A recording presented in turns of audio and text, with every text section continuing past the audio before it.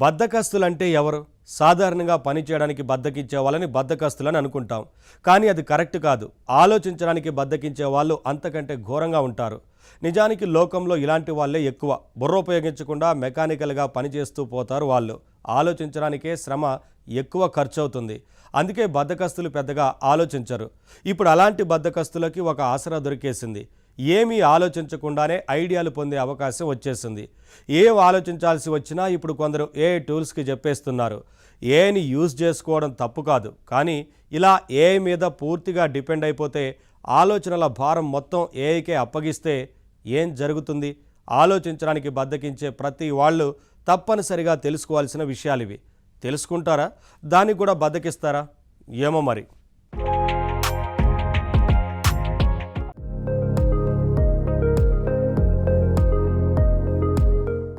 చాలామంది ఆలోచించకుండా మెకానికల్గా పనిచేస్తారు.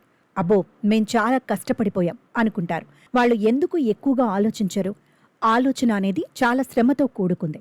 అందుకే వాళ్ళు ఆలోచించరు. మనసుకి ఉన్న బద్ధకాన్ని వదిలించుకోలేరు. కానీ నిజానికి ఆలోచించినప్పుడే మంచి ఐడియాలు వస్తాయి. అప్పుడే జీవితం బాగుంటుంది. ఇక్కడ ఒక ఇంపార్టెంట్ పాయింట్ ఉందండి. మెదడుని శ్రమ పెట్టినంత మాత్రాన అందరికీ గొప్ప గొప్ప ఆలోచనలు వస్తాయా? రావు. ఎందుకంటే గొప్ప ఆలోచనలు రావాలంటే క్రియేటివిటీ ఉండాలి. అది ఉన్న వాళ్ళకే ఐడియాలు వస్తాయి. కష్టపడి ఆలోచిస్తే క్రియేటివిటీ మెరుగుపడుతుంది. కానీ మెదడుని అస్సలు కష్టపట్టడమే మానేస్తే మొద్దుల్లా ఉండిపోవడం ఖాయం. లోకంలో ఎక్కువ మంది ఇలాంటి వాళ్లే ఉంటారు. క్రియేటివిటీ అంటే సృజనాత్మకత. ఇది జీవితంలో ముఖ్యమైన విషయం. కొత్త విషయాన్ని సృష్టించాలన్నా, ఆల్రెడీ ఉన్న విషయాలతో కొత్తగా ఏదైనా చేయాలన్నా ఐడియాలు కావాలి. క్రియేటివిటీ ఉంటేనే ఐడియాలు వస్తాయి. క్రియేటివిటీ ఉన్నవాళ్లు కూడా గొప్ప ఐడియాల కోసం మెదడుని చాలా శ్రమ పెట్టాల్సి వస్తుంది. అయితే చాట్‌జీపీటీ లాంటివి వచ్చిన తర్వాత చాలామంది ఐడియాల కోసం వాటి మీదే ఆధారపడిపోతున్నారు. సందర్భం, అవసరం మాత్రం ఏఐకి చెప్పి ఏం చేయాలో నువ్వే చెప్పు అంటున్నారు. ఉదాహరణకి, ఒక చిన్న పిల్లల పార్టీ జరుగుతుంటే ఎలాంటి ఆటలు ఆడించాలి, అందరూ పార్టీని ఎంజాయ్ చేయాలంటే సరదాగా ఏం ప్లాన్ చేయాలి, ఇలాంటి సలహాలన్నీ ఇప్పుడు ఏఐ టూల్స్లోనే అడుగుతున్నారు చాలామంది.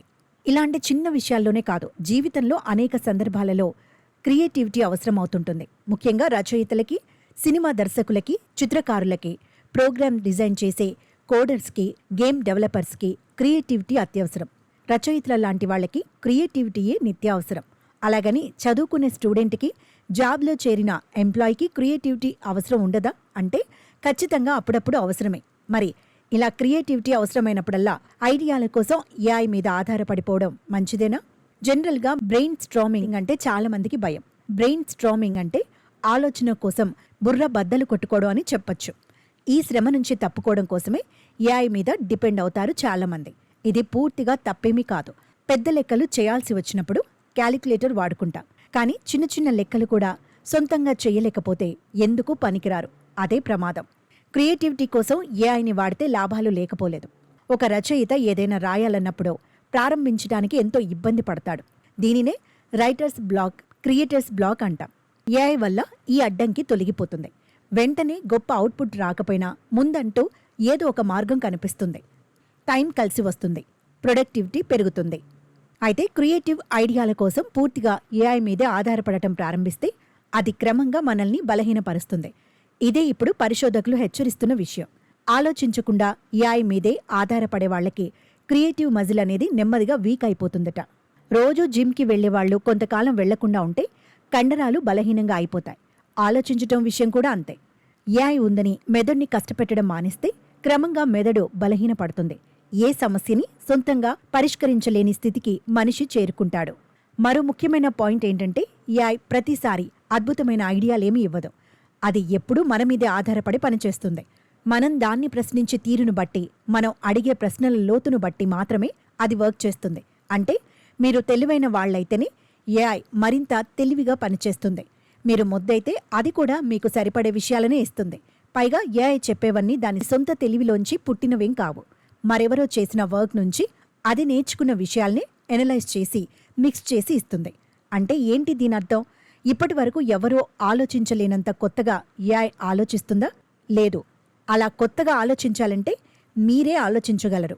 మీరు కొత్తగా ఆలోచించి అప్పుడు ఏఐని సరైన మార్గంలో డ్రైవ్ చేయగలిగితే అది బాగా పనిచేస్తుంది. అంటే బేసిక్ తెలివి, క్రియేటివిటీ మనలో ఉండాలి. క్రియేటివిటీ రావాలంటే ఆలోచించాలి. నిత్యం కొత్తగా క్రియేటివ్గా ఆలోచిస్తూ మనసుకి, మెదడుకి మనం పని చెబుతూ ఉండాలి. ఫైనల్గా మనం ఏం చేయాలి? క్రియేటివిటీ విషయంలో ఏఐ టూల్స్ని ఎలా వాడాలి? ఈ విషయంలో పరిశోధకులు కొన్ని ముఖ్యమైన సలహాలు ఇస్తున్నారు. ఏఐ అనేది మనకి సహకరించే ఒక టూల్ మాత్రమే, మన మెదడుకి ఆల్టర్నేట్ కాదు. ఏఐని ఎప్పుడూ మీకు హెల్ప్ చేసే ఓ సహాయకుల్లా వాడుకోండి, అంతేకాని మిమ్మల్ని నడిపే పైలట్లా చూడకండి. అంటే ఏఐని మీరు నడపాలి, అది మిమ్మల్ని నడపకూడదు. అయితే క్రియేటర్ బ్లాక్ నుంచి తప్పించుకోవడానికి మాత్రం ఏఐని ఉపయోగించుకోవచ్చు. ఏదైనా పని మొదలుపెట్టే ముందు ఎలా మొదలు పెట్టాలా అనే విషయంలో కొంత ఇబ్బంది పడితే ఏఐ హెల్ప్ తీసుకోండి, ఒక మార్గం దొరుకుతుంది. అయితే ఏఐ ఎన్ని మార్గాలు చూపించినా తుది నిర్ణయం మాత్రం మీదే అయి ఉండాలి. ఇంకో ముఖ్యమైన విషయం ఏంటంటే ఆలోచించే శ్రమని, అంటే బ్రెయిన్ స్ట్రామింగ్ పనిని మొత్తం ఏఐ మీద పెట్టేయకండి. ఏఐని ఐడియాలు అడిగే ముందు ఆ విషయం గురించి మీరు సొంతంగా బాగా ఆలోచించండి. ఇలా సొంతంగా కొంత ఆలోచించి రెడీగా ఉంటే అప్పుడు ఏఐని మరింత సమర్థవంతంగా వాడుకోగలుగుతారు. మంచి అవుట్పుట్ వస్తుంది. ఏఐని ఆలోచించే యంత్రంలాగా వాడకండి. మీ ఆలోచనల్ని మెరుగుపరిచే టూల్గా, సరిచూసే టూల్గా వాడండి. ఇక ఫైనల్గా ఒక జాగ్రత్త ఏంటంటే ఏఐ ఉంది కదా అని మీ జ్ఞానం మెరుగుపరుచుకోవడం ఎప్పుడూ మానేకండి. సొంత పరిజ్ఞానం ఎక్కువ ఉన్నవాళ్లే ఏఐని బాగా వాడగలుగుతారు. ఈ విషయాలు గుర్తుపెట్టుకుంటే మీరు మంచి క్రియేటర్ కాగలుగుతారు. లేదంటే ప్రతి చిన్న విషయానికి ఏఐ మీద ఆధారపడుతూ మొద్దులాగా తయారయ్యే ప్రమాదం ఉంది. Be careful.